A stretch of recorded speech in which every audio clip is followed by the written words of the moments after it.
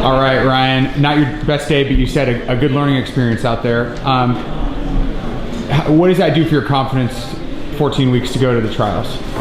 I'm definitely, pleased with it. My third best marathon ever. I'm more pleased with my training. I know I got breakthrough in my training and I was in really good shape, and for whatever reason, whether it's just how I was feeling or the weather or whatever, I didn't totally hit it today, but that's okay. I didn't have a terrible day, so yeah, I'm very pleased with it, and I'm fired up for the trials. So I think we're gonna have a special day in Houston. Hopefully be a little cooler for me. Not to jump too far ahead, but it's possible that the Olympic Marathon could be a similar race to today, where you're in XYZ place running by yourself.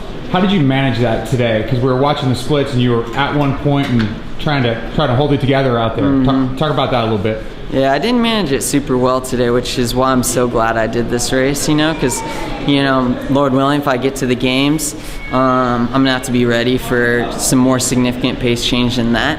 And so I tend to like to be a metronome. I love to just stick it at 4:48 and just stick it there, and I love just maintaining that rhythm.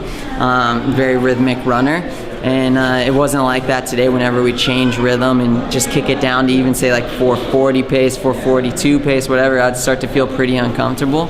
And so I'm gonna have to really, I always say this, I gotta do my speed work, whatever, but I really need to make that a big focus. And I made a mistake, I think, in this build-up. I didn't make speed work a big focus. I kind of went almost the other direction. Instead of doing 10 by a K at 250, I was doing 20 by a K at 3 minutes, which that's a great workout. But when I'm out there running, I was just thinking, I feel really comfortable at this 3 minutes per K pace, but that's not marathon pace. I need to be comfortable, and it's certainly not marathon pace when they're switching gears. I gotta be comfortable at sub 440 pace.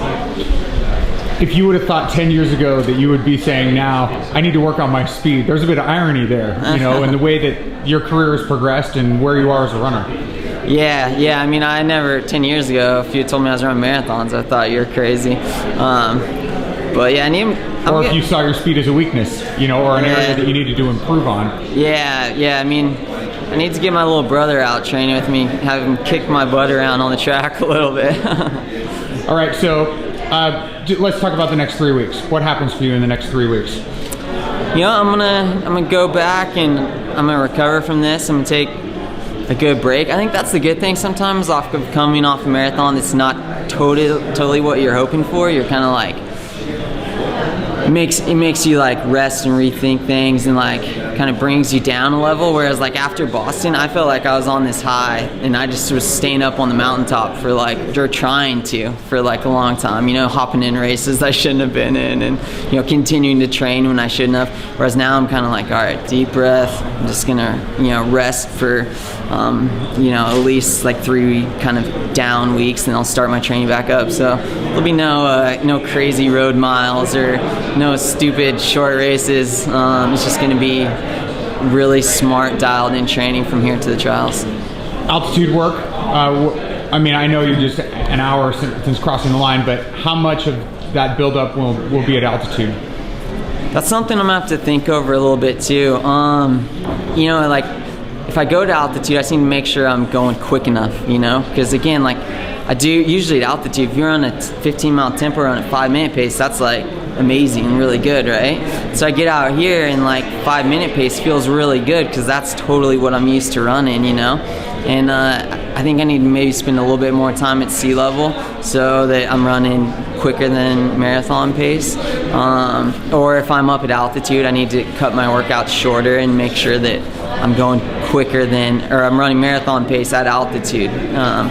So those are keys I pick up now that are going to be huge for me leading up to the trials and, Lord willing, leading up to the games. Sounds like you might be waking up in the middle of the night, opening up your training book a little bit. Yeah. You got a lot of thinking to do. Yeah, I'm mulling over stuff, and I've already I'm gonna be talking to my wife Sarah and talking to my dad, talking to Matt Dixon and all these people that have been helping me out, and be what do you guys think? What did you see out there?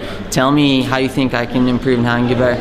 I'm an open book, I'm not necessarily gonna open it up to all of Let's Run or anything like that, but I'll definitely be talking with people. I'm very very receptive to experimenting, trying some new training techniques out, and be a different animal next time out.